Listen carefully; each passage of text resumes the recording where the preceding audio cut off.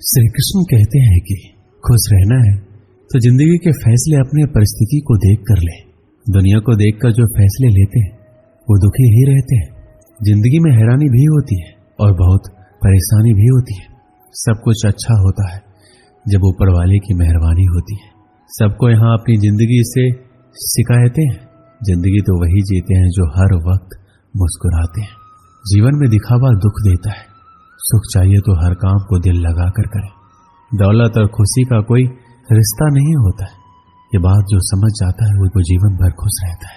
जब ख्वाबों के रास्ते जरूरतों की ओर मुड़ जाते हैं तब असल जिंदगी के मायने समझ में आते हैं। बातें अच्छी हर कोई कर लेता है परंतु अपने जीवन में अच्छे कार्य बहुत कम लोग करते हैं। जिंदगी का सबसे बेहतरीन हिस्सा वो होता है जिसे निस्वार्थ जिया गया हो। रुलाती है, हंसाती है, गिराती है, उठाती है, कभी दूर कभी पास, अपनों के लाती है। ये जिंदगी हमें कितना कुछ सिखाती है। इस दुनिया में हर इंसान उस चीज के लिए रोता है जो उसके पास नहीं है। जब वो चीज उसके पास होती है तो उसका वो कद्र नहीं करता है। जितना गैरों से सतर्क रहते हो उतना ही अपनों से भी सतर्क रहना चाहिए, क्योंकि सबसे ज्यादा धोखा अपने ही देते हैं। यही जीवन की सच्चाई है। 1 रुपए की औकात रखने वाले 1 लाख बताएंगे। ऐसे लोग सिर्फ आपका दिल दुखाएंगे। ऐसे लोगों से दूर रहना चाहिए। जिंदगी में कोई तब तक ही ईमानदार रहता है जब तक उसे बेईमानी का मौका नहीं मिलता है। अगर आप काबिल हैं तो आपके हिस्से में मुश्किलें जरूर आएंगी। ये मुश्किलें ही आपका ताकत बढ़ाएगी। बेवजह और बेसमय जो सोते हैं वो जिंदगी भर रोते हैं। उम्र भर बोझ उठाया कील ने और लोग तारीफ सिर्फ तस्वीर की करते हैं। ऐसा जिंदगी में भी होता है। अगर जिंदगी में सुकून चाहते हो तो फोकस काम पर करो, लोगों की बातों पर नहीं। जिन्हें खुद पर भरोसा नहीं होता है वो अक्सर भाग्य और दूसरों को दोष देते हैं। जिन्हें खुद पर भरोसा होता है वो सिर्फ कोशिश करते हैं। आज के दौर में छोटी सोच वालों की संख्या ज्यादा ही बढ़ रही है, जो दूसरों को सिर्फ नीचा ही दिखाने का प्रयास करते हैं। जीवन में जो गुरूर को दूर रखते हैं वही तरक्की के लिए तैयार होते हैं। जीवन में तभी कुछ पाओगे जब मुसीबत से नहीं घबराओगे। अपनी जिंदगी में यह हमेशा याद रखना कि आप कितनी भी अच्छे हो, अगर बुरे लोग हैं तो आप गलत ही सीखेंगे। अगर आप कितने भी बुरे हैं और अच्छे लोगों का साथ है तो कुछ अच्छा ही सीखेंगे। जिंदगी का एक उसूल बना लो, किसी का दिल नहीं दुखाएंगे। सच कहता हूँ, खुशियां तुम्हारी कदम चूमेगी। जिंदगी में जो जैसा मिले उसे वैसा ही अपना लो। रिश्ते निभाने आसान हो जाएंगे। कारण चाहे जो हो, यदि आप अपने जीवन में उदास हैं तो आप कभी भी अपने उद्देश्य या लक्ष्य को प्राप्त नहीं कर सकते। जो व्यक्ति दूसरों की निंदा करने लगता है या उसमें दोष निकालने लगता है वो अपने जीवन की कमियों और दोषों पर कभी ध्यान नहीं दे पाता है और उसके यही दोष उसकी असफलता का कारण बन जाते हैं। चिंता चिता के समान होती है जो जिंदा इंसान को जलाकर राख कर देती है। जीवन के उद्देश्य को पाने के लिए चिंतन करें, ना कि चिंता। दिखावा वही करते हैं जो अज्ञानी और अहंकारी होते हैं। यदि आपके अंदर अज्ञान और अहंकार है तो आप जीवन में कभी भी सफल नहीं हो सकते। तनाव में रहने से व्यक्ति अस्वस्थ हो जाता है और वह किसी कार्य को अच्छी तरह से नहीं कर पाता। जो लोग जीवन के उद्देश्य को जानते हैं वो लोग दूसरों को बताते नहीं हैं और जो नहीं जानते वो दूसरों को बताते हैं। आपके जीवन का उद्देश्य क्या है? इस प्रश्न का उत्तर केवल आप स्वयं दे सकते हैं। और जिस दिन से आप इस प्रश्न का उत्तर ढूंढना शुरू कर दिया, समझ लीजिए आपने जीवन शुरू कर दिया। यदि आपने रामायण पढ़ा होगा तो आपको ज्ञात होगा कि भगवान राम एक राजा के पुत्र थे और उन्हें ईश्वर का अवतार माना जाता है। इसके बावजूद उनके जीवन में सुख और दुख दोनों था। यदि प्रभु श्री राम के जीवन में दुख ना होता तो मर्यादा पुरुषोत्तम श्री राम ना कहलाते। एक बात हमेशा याद रखें, इस पृथ्वी पर जो भी व्यक्ति आया है हर एक का जीवन सुख और दुख से भरा पड़ा है। श्री कृष्ण कहते हैं, जो बीत गया उसे आप नहीं बदल सकते और जो आने वाला है उसे आप जानते नहीं। इसलिए भूतकाल और भविष्य काल की चिंता छोड़ दें। आप आज जो कर्म करेंगे उसी का परिणाम आपको भविष्य में मिलेगा। आज में जीना सीखो और अपने समय का अधिकतम समय लक्ष्य के प्रति समर्पित करो। दूसरों में कमियां ढूंढना हमारी सबसे बुरी आदत है। इस आदत को छोड़ दें और खुद में कमियां ढूंढें और उनमें सुधार करें। खुद में किया गया सुधार आपके जीवन को पूरी तरह बदल देगा। आपकी क्षमता दिन दूनी और रात चौगुनी बढ़ेगी। जीवन में संकल्प लेना सीखें। उदाहरण के लिए, अगर आपने सोचा है कि आज हमें ये कार्य करना है तो उस कार्य को निश्चित ही करें। अगर आपने सोचा है कि 2-4 घंटे पढ़ना है तो जरूर पढ़ें।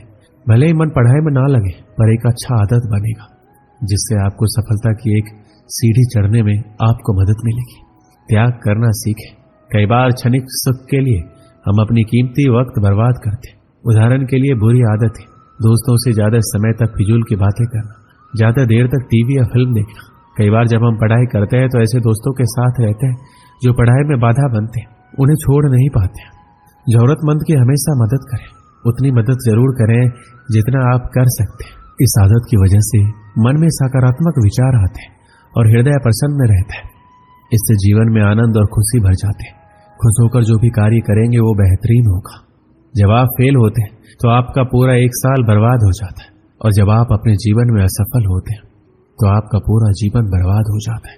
इसलिए समय का सही सदुपयोग करें। श्री कृष्ण कहते हैं, अपने कार्य को ईमानदारी पूर्वक करें, खुद से झूठ ना बोले।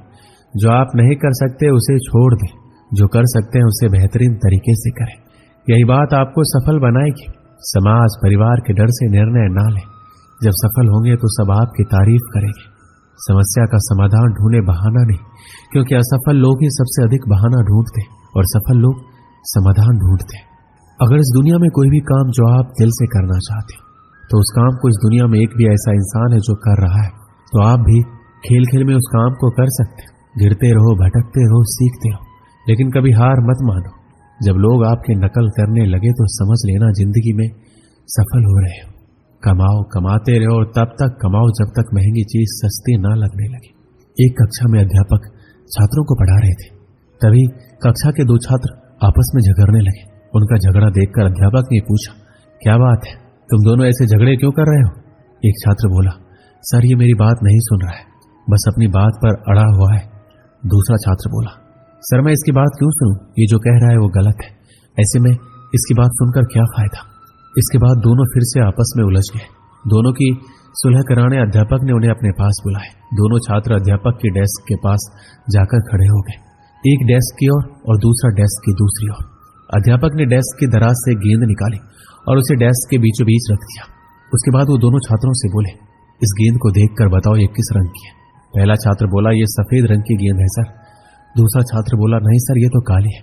दोनों के उत्तर एक दूसरे से भिन्न थे, लेकिन दोनों अपनी बात पर अड़िग थे। दोनों में फिर तू मैं होने लगी। अध्यापक ने दोनों को शांत कर अपने स्थान बदलने को कहा। दोनों ने अपने स्थान बदल लिए। अध्यापक ने फिर वही प्रश्न दोहराया कि अब बताओ कि गेंद का रंग कौन सा है। इस बार दोनों के जवाब एक दूसरे से भिन्न थे। अब पहले छात्र ने कहा, सर गेंद काली है, और दूसरे ने कहा, सर गेंद सफेद है। लेकिन अब की बार वो अपने खुद के जवाब से हैरान भी थे। दोनों अध्यापक को समझाते हुए बोले, ये गेंद दो रंग की बनी हुई है, एक तरफ से देखने पर सफेद दिखती है, दूसरी तरफ से देखने पर काली। तुम दोनों के जवाब सही है, फर्क बस तुम्हारे देखने में। जिस जगह से तुम इस गेंद को देख रहे हो वहां से तुम्हें ये वैसे रंग का दिखाई दे रहा है। जीवन भी वैसा ही। जीवन में किसी भी चीज, किसी भी परिस्थिति या समस्या को देखने का नजरिया भिन्न हो सकता है। ये जरूरी नहीं कि जिसका मत आपसे भिन्न है वो गलत है, ये बस नजरिए का फर्क है। ऐसे में हमें विवाद में पढ़ने के स्थान पर दूसरे के नजरिए को समझने का प्रयास करना चाहिए। तभी हम किसी की बात बेहतर ढंग से समझ पाएंगे और अपनी बात बेहतर ढंग से समझा पाएंगे। दोनों छात्रों के अध्यापक की बात समझ में आ गई और दोनों ने अपना झगड़ा भुलाकर सुलह कर ली। इस कहानी से हमें क्या सीख मिलती? जीवन में परिस्थितियां भिन्न हो सकती, उन परिस्थितियों के प्रति लोगों का नजरिया भिन्न हो सकता है। हम अक्सर किसी भी परिस्थिति को जाने बिना अपनी टिप्पणी दे देते हैं और अपनी बात पर अड़ जाते हैं। ऐसे में विवाद या बहस की स्थिति निर्मित होती है, जो अंततः संबंध बिगाड़ने का कारण बन जाती है। इसलिए किसी भी बात पर अपनी टिप्पणी देने के पहले परिस्थिति या मामले की अच्छी तरह जानकारी ले लेनी चाहिए। साथ ही यदि मत भिन्नता की स्थिति बने तो दूसरे के नजरिए को समझने की कोशिश करना चाहिए, ताकि विवाद नहीं बल्कि बेहतर संवाद स्थापित हो सके। दोस्तों, इस वीडियो में बस इतना ही। मिलते हैं अगली वीडियो में। अपना ख्याल रखिएगा। जय श्री कृष्ण।